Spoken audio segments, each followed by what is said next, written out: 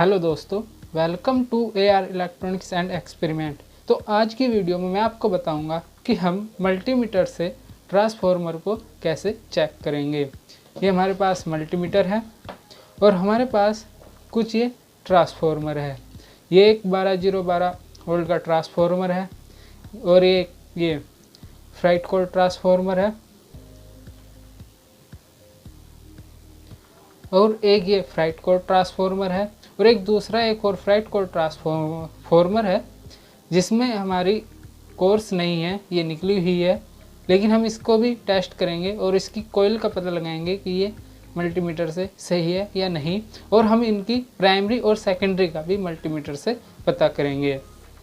तो आज का वीडियो होने वाला है बहुत ख़ास, तो आप इस वीडियो में लास्ट तक बने रहिए और मैं आपको इसी वीडियो में स्टेप बाय स्टेप ट्रांसफार्मर की टेस्टिंग दिखाऊंगा और इसमें हम ये भी देखेंगे कि इस ट्रांसफार्मर में प्राइमरी वाइंडिंग और सेकेंडरी वाइंडिंग कौन सी होती है। जैसे आप ये ट्रांसफार्मर देख रहे हैं, ये काफ़ी छोटा है, लेकिन जो इसमें टर्मिनल है वो इसमें 6 टर्मिनल है, तो हम इसमें कंफ्यूज हो जाते हैं कि प्राइमरी कौन सी और सेकेंडरी कौन सी है।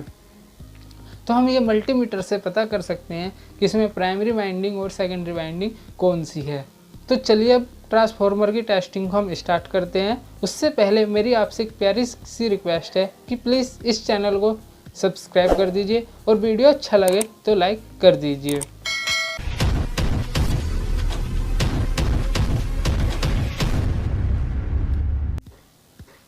तो सबसे पहले हम इस ट्रांसफार्मर को चेक करेंगे मल्टीमीटर से। इसमें आप देख सकते हैं 2 वायर ये इधर रेड वाले हैं और 2 वायर इधर है, एक इसमें ब्लू और एक येलो है। अभी इसमें हमें ये नहीं पता है कि इसकी प्राइमरी और सेकेंडरी वाइंडिंग कौन सी है, और ये भी नहीं पता है कि ट्रांसफार्मर हमारा ख़राब है या सही है। तो हम मल्टीमीटर की हेल्प से इसको चेक कर लेते हैं। पहले मल्टीमीटर ऑन कर देते हैं। सबसे पहले हमें मल्टीमीटर को कंटिन्यूटी मोड पर लेना है। तो अब हम मल्टीमीटर की लीड से इस ट्रांसफार्मर की कंटिन्यूटी पहले चेक करते हैं इस साइड। तो आपने देखा इसमें अभी कुछ रेजिस्टेंस आया था, कंटिन्यूटी नहीं आ रही है। 1246 कुछ रेजिस्टेंस आया था, मैं आपको दोबारा से दिखा देता हूँ। ये देखिए कुछ रेजिस्टेंस आ रहा है। तो वो जो रेजिस्टेंस है हमारा 970 ओम, वो ओम में आया है, और जो कंटिन्यूटी आती है वो 100 ओम से नीचे ही आती है। तो अब हम इसमें क्या करना होगा कि इन दोनों टर्मिनलों के बीच रेजिस्टेंस चेक करेंगे। अब जैसे कि वो रेजिस्टेंस इसमें आपने देखा कि 970 आ रहा था, तो यानी वो 1000 के आसपास है। तो जिसमें मल्टीमीटर की रेंज है वो हम 2K पर सेट कर देते हैं यहाँ पर। अब इसका रेजिस्टेंस चेक कर लेंगे। तो अभी भी रेजिस्टेंस इसमें स्टेबल नहीं हुआ, तो हम इसकी रेंज को बढ़ा देते हैं मल्टीमीटर से। तो अब मैंने 20K पर सेट कर दिया है। अब देखते हैं कि इसका रेजिस्टेंस कितना आता है। अगर अभी भी नहीं आया तो हो सकता है कि ये वाइंडिंग खराब हो।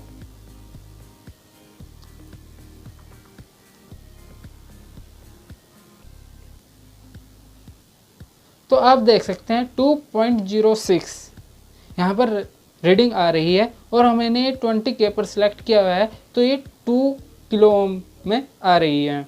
तो जो इस वाइंडिंग का रेजिस्टेंस है वो 2 किलो ओम है। अगर यहाँ पर कुछ नहीं आता, अगर यहाँ पर 1 ही रहता तो हो सकता, तो ये वाइंडिंग हमारी ख़राब थी। तो अब ये हमें पता लग चुका है कि इसके बीच में रेजिस्टेंस आ रहा है, तो यानी ये कॉइल सही है। लेकिन अभी हमें ये नहीं पता कि ये प्राइमरी है या सेकेंडरी। अभी हम इस साइड का भी रेजिस्टेंस चेक कर लेते हैं। तो मैं ट्रांसफार्मर को घुमा लेता हूँ। हमने इस साइड का रेजिस्टेंस चेक कर लिया है, अब इस साइड का रेजिस्टेंस चेक कर लेते हैं। सबसे पहले हम इस साइड की कंटिन्यूटी ही देखेंगे। तो मैंने कंटिन्यूटी पर सेट किया और ये देखिए कंटिन्यूटी इन पर शॉर्ट करने पर आ रही है, और अब मैं इन दोनों टर्मिनल पर कंटिन्यूटी चेक करता हूँ। तो आप देख सकते हैं यहाँ पर 14 ओम रेजिस्टेंस है और कंटिन्यूटी भी आ रही है। तो हमें एक बार फिर इसको रेजिस्टेंस पर करेंगे। जैसे यहाँ पर 14 रेटिंग थी, तो मैं इसकी रेंज को भी 200 ओम तक रखता हूँ।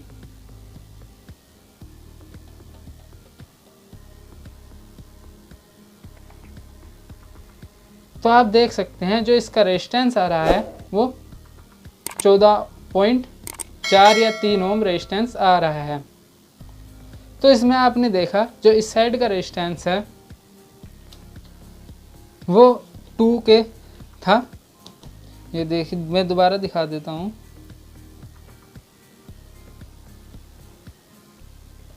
इधर की साइड का 2 किलो ओम आ रहा है और जो इधर की साइड का रेजिस्टेंस हमारा 14 ओम के आसपास आ रहा है। तो मैं आपको बता दूं, ये जो ट्रांसफॉर्मर है ये है स्टेप डाउन, और हमने ये भी पता कर लिया है कि हमारी ट्रांसफॉर्मर की दोनों साइड की वाइंडिंग इसमें सही है। तो अब जिस साइड रेजिस्टेंस ज़्यादा आ रहा है, क्योंकि ये स्टेप डाउन ट्रांसफॉर्मर है, तो वो प्राइमरी वाइंडिंग होगी इसकी, जिस साइड रेजिस्टेंस ज़्यादा होगा, और जिस साइड हमारा रेजिस्टेंस कम होगा, जिस साइड 14 ओम रेजिस्टेंस आया, वो इसमें इसकी सेकेंडरी वाइंडिंग होगी। यानी इस ट्रांसफॉर्मर में जो हम 230 वोल्ट देंगे वो रेड वाली वायर से देंगे, और जो आउटपुट हमें मिलेगी ये 12 वोल्ट का ट्रांसफॉर्मर है। तो जो हमें इसमें आउटपुट मिलेगी वो इस साइड से मिलेगी 12 वोल्ट। और मैंने इसका एक वायर काट दिया था जब मैंने इसको एक सर्किट में यूज किया था, मुझे इसकी ज़रूरत नहीं थी, इसलिए मैंने 2 वायर यूज कर रहा हूँ। अब हमने ये पता कर लिया है कि हमारा ट्रांसफॉर्मर अभी वाइंडिंग सही है, लेकिन अभी हमें ये नहीं पता चला है कि ट्रांसफॉर्मर सही है या नहीं। अभी इसमें एक स्टेप और बचा है। तो उसमें हमें क्या करना है कि इस साइड की और इस साइड के बीच हमें कंटिन्यूटी या रेजिस्टेंस चेक करना होता है। उससे हमें ये पता लगता है कि ट्रांसफॉर्मर के बीच में इंसुलेशन है प्राइमरी और सेकेंडरी के बीच, वो सही है या नहीं। तो हम पहले इसकी कंटिन्यूटी चेक करेंगे, इसकी प्राइमरी और सेकेंडरी वायर के बीच। तो यहाँ पर भी कुछ नहीं है। तो हम इसमें रेजिस्टेंस भी चेक कर सकते हैं। मैं इसको 20 के पर कर लेता हूँ। हो सकता है कि रेजिस्टेंस ज़्यादा हो, नहीं है तो कुछ रेंज और बढ़ा सकता हूँ। तो मैंने अब ये 2 मेगा ओम पर कर दिया है, और जो रेजिस्टेंस आ रहा है 1.23 यानी 1 मेगा ओम आ रहा है। तो इंसुलेशन सही है, यानी जो इसके बीच का रेजिस्टेंस है वो 1 मेगा ओम दिखा रहा है। और इधर का भी हम चेक कर सकते हैं, और इधर का कुछ 900 किलो ओम के आसपास दिखा रहा है, यानी इंसुलेशन प्रॉपर है इसका। और हम इसका क्रॉस टेस्टिंग भी कर सकते हैं ऐसे ही।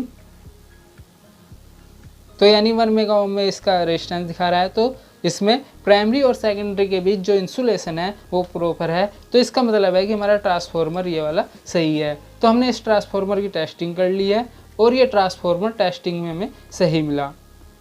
अब हम चलते हैं दूसरे ट्रांसफॉर्मर की साइड। हमारे पास 2 ट्रांसफॉर्मर और है। तो पहले हम इस ट्रांसफॉर्मर को चेक करेंगे। इसमें ई कोड नहीं है, हो सकता है ये डैमेज हो, तो इसको हम चेक कर लेंगे। तो आप देख सकते हैं इसमें 4 टर्मिनल है, एक यहाँ पर, एक यहाँ पर, एक यहाँ पर, और इसमें अभी भी हमें प्राइमरी और सेकेंडरी का कुछ पता नहीं है। तो हम इसको वही प्रोसेस है जो मैंने पहले ट्रांसफॉर्मर में आपको बताया था कि इसकी पहले हम कंटिन्यूटी चेक करेंगे और फिर रेजिस्टेंस चेक करेंगे। तो पहले इस साइड इसकी कंटिन्यूटी हम चेक कर लेते हैं। कंटिन्यूटी नहीं आ रही है, दूसरी साइड भी एक बार चेक कर लेते हैं, नहीं आ रही है। तो हम इसमें अब रेजिस्टेंस चेक करते हैं। तो मैंने ये 200 ओम पर सिलेक्ट किया हुआ है, किसी भी साइड इसमें रेजिस्टेंस नहीं आया। मैंने दोनों साइड दोबारा चेक किया तो इसमें रेजिस्टेंस नहीं आया। अगर आपको थोड़ा सा डाउट हो तो आप एक बार मल्टीमीटर की लीड को आपस में शॉर्ट करके देख लीजिए, तो वहाँ पर कुछ रेजिस्टेंस आएगा, जैसे 1.4 या 0 भी आ सकता है। 1 नहीं रहना चाहिए। तो हो सकता आपकी लीड सही है और मल्टीमीटर भी सही वर्क कर रहा है। अगर ट्रांसफॉर्मर में आपका रेजिस्टेंस नहीं आता है तो आप दोबारा से इसको चेक कर लीजिए। तो यहाँ पर नहीं रेजिस्टेंस आ रहा है, नहीं आ रहा है। अब हम एक बार इसको ऐसे चेक कर लेंगे। तो इसमें किसी भी साइड रेजिस्टेंस नहीं आया है, तो ये ट्रांसफॉर्मर हमारा बिल्कुल डैमेज है। तो अब आपको पता लग गया होगा कि ये ट्रांसफॉर्मर सही है, टेस्टिंग में सही निकला, और ये वाला ट्रांसफॉर्मर खराब निकला। अब एक और ट्रांसफॉर्मर बचा है, इसकी भी मैं टेस्टिंग आपको करके दिखा देता हूँ।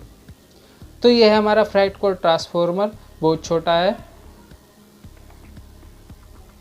तो इस ट्रांसफार्मर में बार 6 टर्मिनल है, इसकी प्राइमरी और सेकेंडरी वाइंडिंग का नहीं पता, तो हम ये चेक कर लेंगे। इसके लिए मुझे दूसरी लीड यूज करनी पड़ेगी आपको दिखाने के लिए।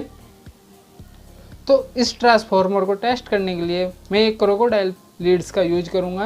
ये मैंने यहाँ मल्टीमीटर में कनेक्ट कर लिया है, क्योंकि इसकी ये बहुत छोटा है और मुझे इसको हाथ में रखना पड़ेगा जिससे आपको प्रॉपर दिख सके।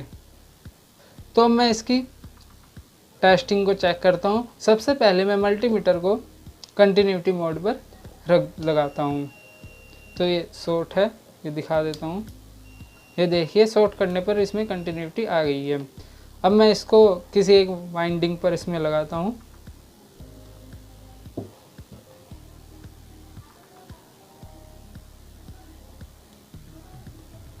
तो हमें ये प्रॉपर ऐसे लगानी पड़ेगी।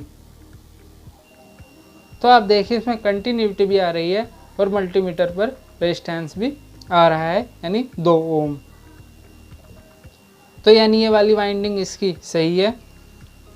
अब मैं इसमें जो इसकी ये अलग वाइंडिंग है, ये वाली, इस पर कंटिन्यूटी चेक कर लेता हूँ।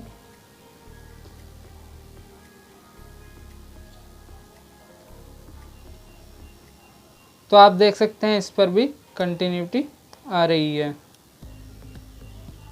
और इस साइड की भी चेक कर लेता हूँ। तो इसमें है 3 वाइंडिंग, एक ये, एक यहाँ पर और एक यहाँ पर। इन तीनों वाइंडिंग में कंटिन्यूटी आ रही है और इसका मतलब हमारी तीनों वाइंडिंग सही है और ट्रांसफार्मर भी सही है। अब हमें इसमें ये पता करना है कि प्राइमरी वाइंडिंग और सेकेंडरी वाइंडिंग कौन कौन सी होगी। तो हम इसके लिए अब इन दोनों वाइंडिंग के बीच रेजिस्टेंस चेक करेंगे और इसकी रेंज जो मल्टीमीटर में है मैं वो 200 ओम रखूँगा, क्योंकि इसमें कंटिन्यूटी आ रही है तो इनकी वाइंडिंग का रेजिस्टेंस 100 ओम से कम ही होगा। तो अब मैं इसकी रेजिस्टेंस वाइंडिंग पर चेक कर लेता हूँ।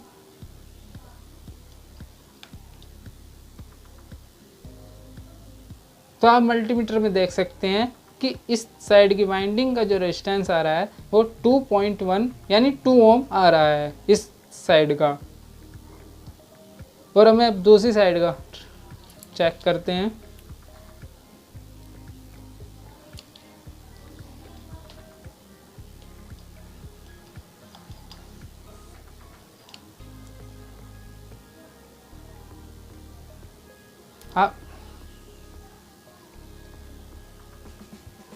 तो आप देख सकते हैं जो इस साइड का रेजिस्टेंस आ रहा है वो 13.5 ओम आ रहा है। अगर आप इस पर मल्टीमीटर पर फोकस करूं तो ये देखिए 12 पॉइंट या 12 के आसपास रेजिस्टेंस आ रहा है। तो जो इस साइड का रेजिस्टेंस हमारा आया वो 2 ओम था और जो इस साइड का रेजिस्टेंस आ रहा है वो 12 ओम आ रहा है। अब इसकी एक और वाइंडिंग बच गई है, इस वाइंडिंग का भी हम चेक कर लेते हैं।